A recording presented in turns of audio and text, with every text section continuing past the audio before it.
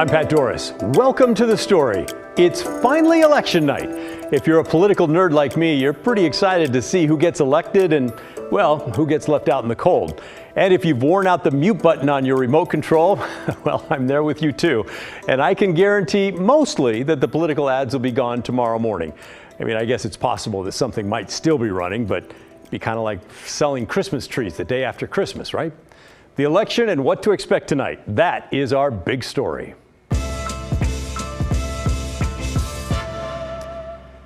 Typically, election night for the folks running for Oregon governor has been a bit of a sleepy event. Sure, there's a gathering for Democrats and for Republicans, but for most of the last 40 years, pretty much everyone knew the Democrat was going to win and win comfortably. But tonight, it's different. There is a real chance the Republican Christine Drazan could win. And there's an even bigger chance we won't know the final results when we all go to bed early tomorrow morning, right? I mean, you're staying up late with me, aren't you? Anyway, here's one thing that I'll be watching for in the governor's race. Will there be a recount? I talked with the Secretary of State's office yesterday. They told me an automatic recount is triggered if the vote totals for the two leaders is within 0.2% of the entire number of the votes counted. So let's break that down. In 2018, the last vote for governor, 1.8 million people voted in that election.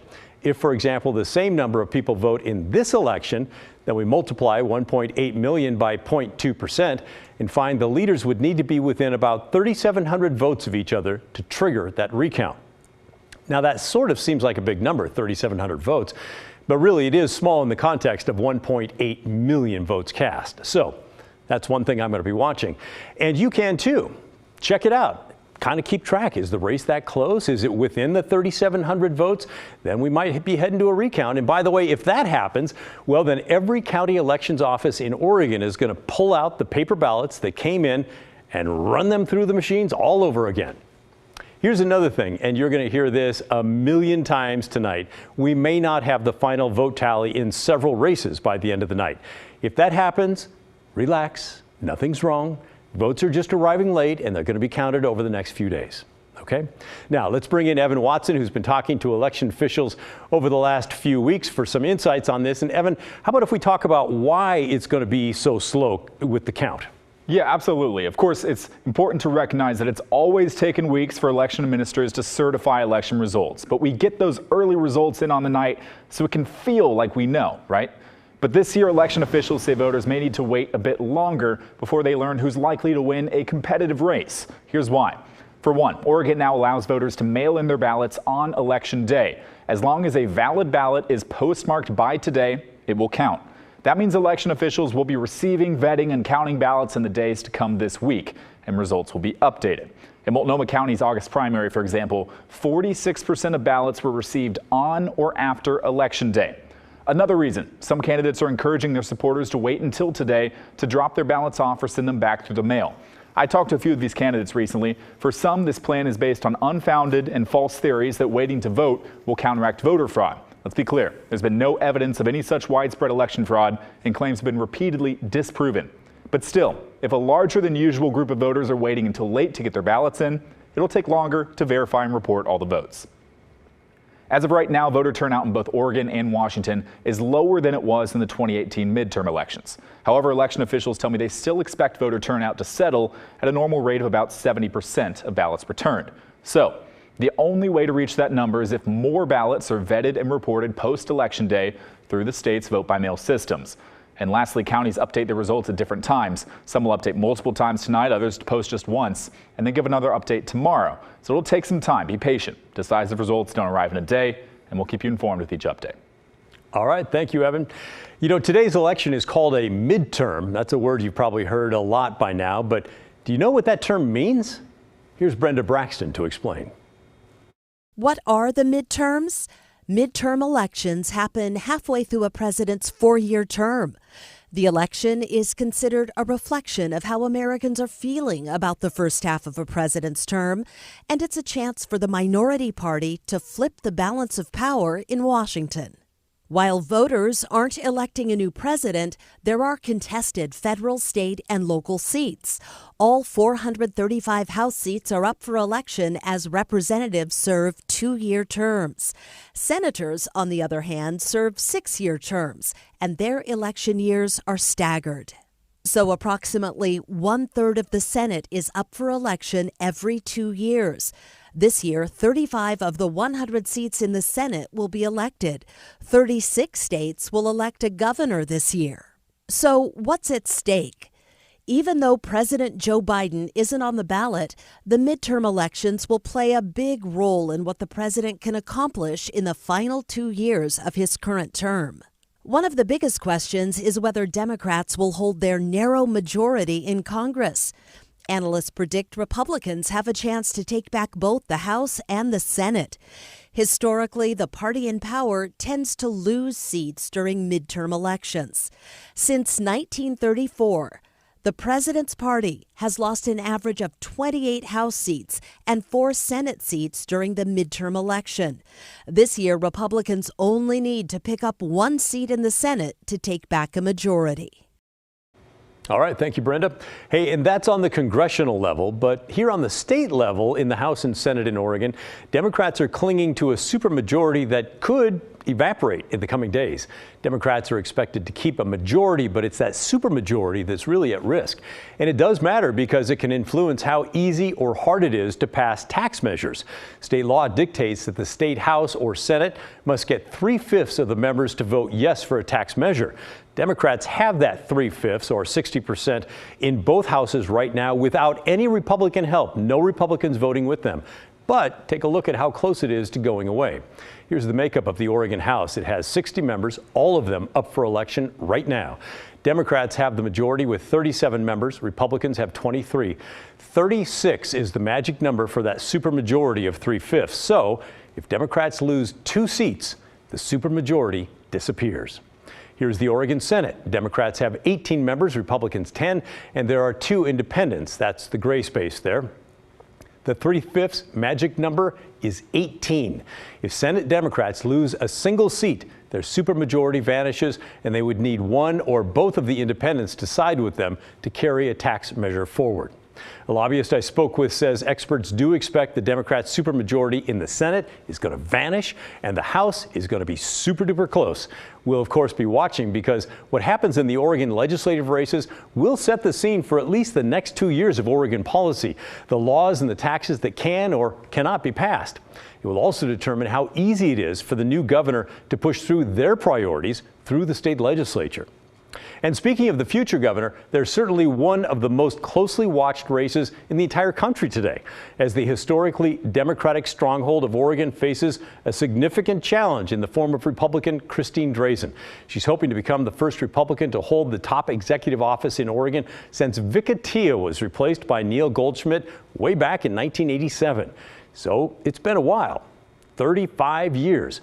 We thought it might be fun to take a look back in 1987 to see how things have changed since then. The week that Atiyeh left office, the top song in the country was Walk Like an Egyptian by the Bangles. Remember that one? The top movie at the box office at the time, The Golden Child, starring Eddie Murphy. By the way, that was the first movie not rated R that he did. The average cost of a movie ticket, if you wanted to go to the show, $3.91. The top-rated TV show for 1987, The Cosby Show. Take that for what you will. The cost for a gallon of gas, 90 cents per gallon. Minimum wage was $3.35 an hour. Time magazine's Man of the Year was Mikhail Gorbachev. He was also the magazine's Man of the Decade a few years later. Suffice it to say, a lot has changed since Republicans were governor in Oregon. And the Democrats are hoping that Tina Kotek is the candidate to keep Oregon blue. And this week, a final pre-election poll was released that has flipped the script on what we've seen for the last few weeks.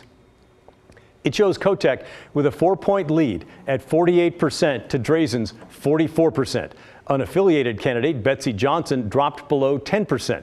Now, take these results with a grain of salt because the poll was done by the group Data for Progress, which is a self-described progressive think tank and polling firm. They surveyed nearly 1,400 likely Oregon voters, though, through the first 6 days of the month. That's a pretty good large sample size.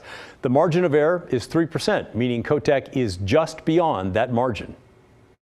That brings us to a resource we've featured several times now. It comes from the website 538, and it takes an average of all the polling done in this race and accounts for each of the polls' quality, when it was done, the sample size, and the partisan lean. The average of all the polls in this race now showing, look at this, Kotek with a 3-point lead. That's the first time that we've seen that in this race since October. Drazen in the red has been in the lead, but now Kotek up by 3 points on this latest poll. And that poll comes in from this group, Data for Progress. And you can see if you look over here, they polled a sample of 1,300 people, almost 1,400. And as we look kind of scrolling down through here, that's the largest poll that's been done so far.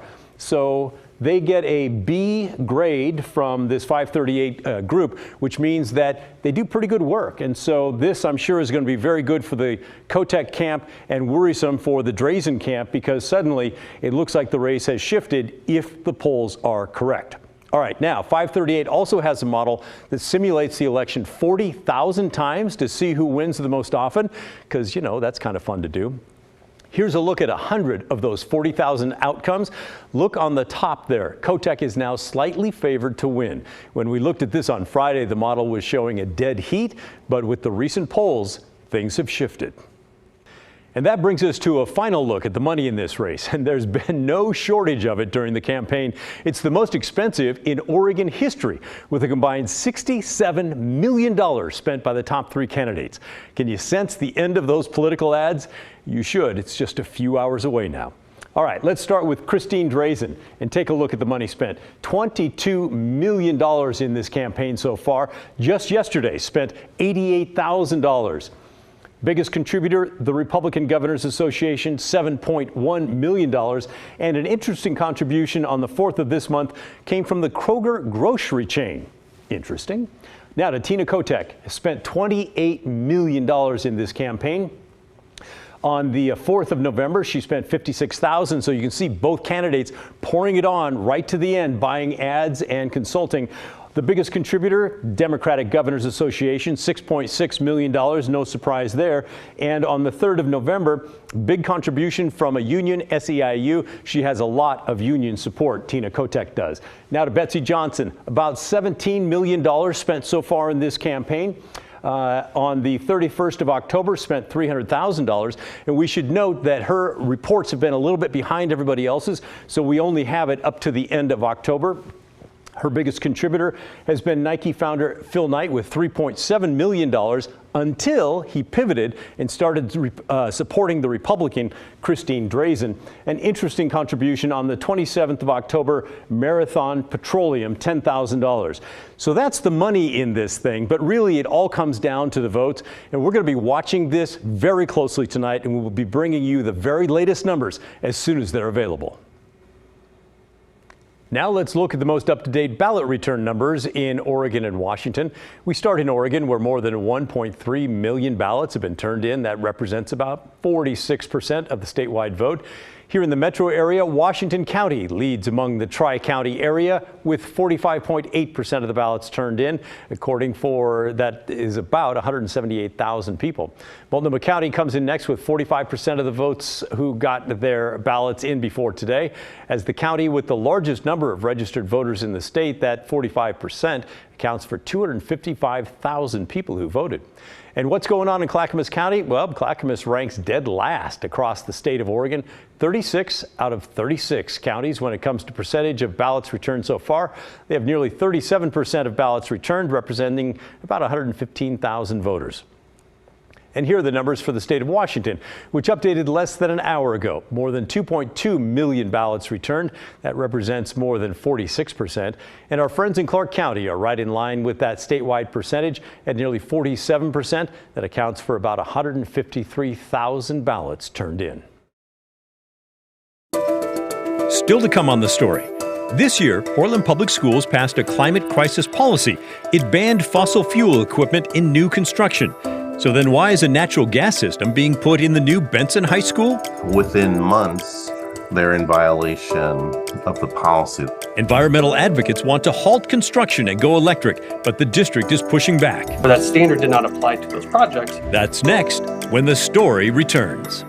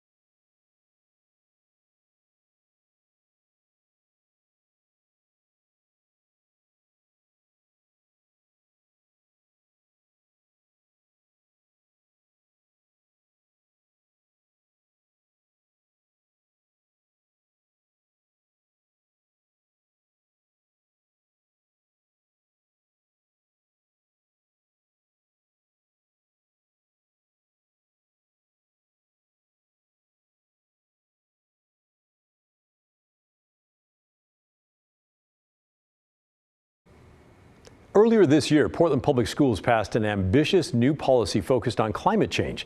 Now, less than 9 months after it was passed, some environmental groups are saying the district has already run afoul of its own climate goals. But the district says not so fast, everybody. Environmental reporter Cale Williams has the story. When Portland Public Schools passed its climate crisis response policy in March, it was hailed as significant. It calls for the district to cut emissions in half by 2030. Part of that includes banning fossil fuel equipment in new construction. So it came as a shock to Mike Rosen, a former PPS board member and environmental advocate, when he heard Benson High School, which is currently being remodeled, would be using natural gas for its heating system. And it was just passed in March of 22. And within months, they're in violation of the policy. Rosen was one of a dozen people in environmental advocacy groups that signed a letter last month calling on the district to stop work at Benson so they could look at installing an all-electric heating system. Dan Young, Chief Operating Officer for Portland Public Schools, says the project was already too far along. Benson and Lincoln were two projects that when this was adopted, they were already designed, they already had building permits, they were already in construction. Therefore, that standard did not apply to those projects. To change course now would add another $6 to $8 million, and Young said would push back completion of the school, leaving Benson students working at other campuses for as much as 2 more years. That's the estimate. If we were to do it now, it'd incur all the costs of effectively stopping construction now. With construction costs skyrocketing the last few years, Young claimed an all-electric system didn't fit into the budget. Rosen realizes it's unlikely the district will change course now, but he's concerned that future budget problems will put more climate-friendly projects on the chopping block. PPS plans to retrofit several other large schools in the coming years, at the same time working toward cutting all emissions by 2040. Reaching net zero for the whole district by 2040 is a very heavy lift. They're going to hit other bumps in the road in the future. The question is how they're going to handle it. But Young said plans for other large-scale remodels, like at Jefferson High School, already have all-electric systems built into the design. We're creating a standard that applies to new construction. New construction going forward will meet that standard. Cale Williams, KGW News. Thanks, Cale. Up next on The Story, a cleanse from all the serious political news of the day. We'll introduce you to an 11-year-old science and engineering whiz who has some out-of-this-world aspirations for his latest project. Stephen Redlin explains when The Story returns.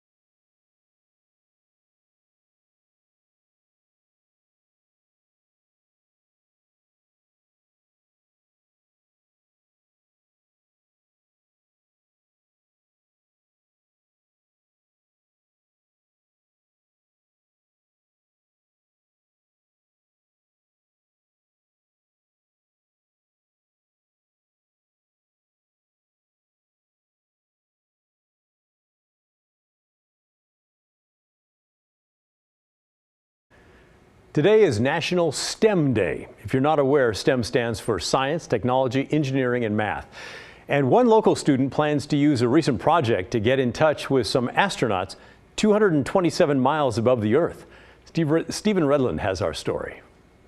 Command config sat rx, where to point the rotors. Sounds like quite a piece of programming happening out in Southwest Portland. Now I can do stat rx x modem, and now it will download the TLE file. Programmer Zeke Wheeler is running his self-built satellite tracker. It's the Lego antenna rotor. Everyone's built Legos, not everyone has made an antenna rotor that works out of Legos. The antenna is about on the exact other side of the Earth right now. Zeke is 11 years old. He's been into science since he was 1.5. We bought a switch, a little battery holder, and a light bulb.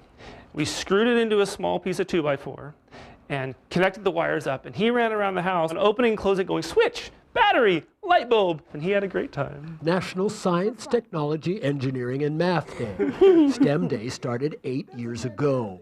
It's a day to celebrate students like Zeke. Nearly 7% of all U.S. occupations involve STEM. Back around to the root cellar. Zeke is homeschooled.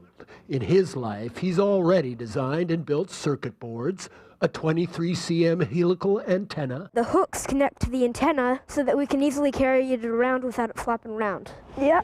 He's also designed and built a 10-foot-long giant helical antenna. Zeke and his dad are using all their STEM skills to reach some very distant new friends. And you want a pretty directional antenna to contact space. He's going to talk with the astronauts circling the planet high above the Earth. The entire reason that we did it was so that we could contact the International Space Station. So he studied, tested, and earned his ham radio operator's license when he was 8 years old. Trying to contact the ISS on ham radio. He's preparing for his first ham conversation with the astronauts. We're going to make a list of things, like to ask them. Like, what do we look like from up there? His plan is to be ready for an end-of-year call. Locked and loaded, Zeke is celebrating National STEM Day by continuing to tweak his self-made tools. We'll support what he's interested in, and wherever we can take it, as far as he wants to go with it. November Lima Lima, clear. With scientist Zeke Wheeler, I'm Stephen Redlin, KGW News. By the way, Stephen tells us the father-son duo could have just bought the parts and equipment that they needed, but they chose to do it all themselves instead. All right, keep sending your questions and comments to thestory@kgw.com. We're going to wrap things up right after this.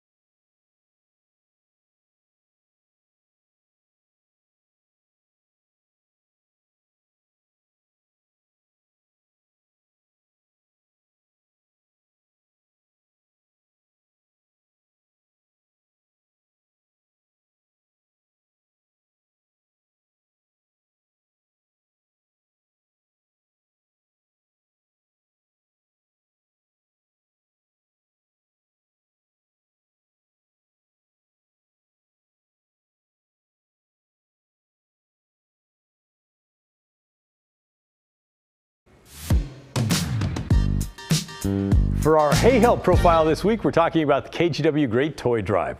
Last year, with your help, we donated over 30,000 toys to local kids.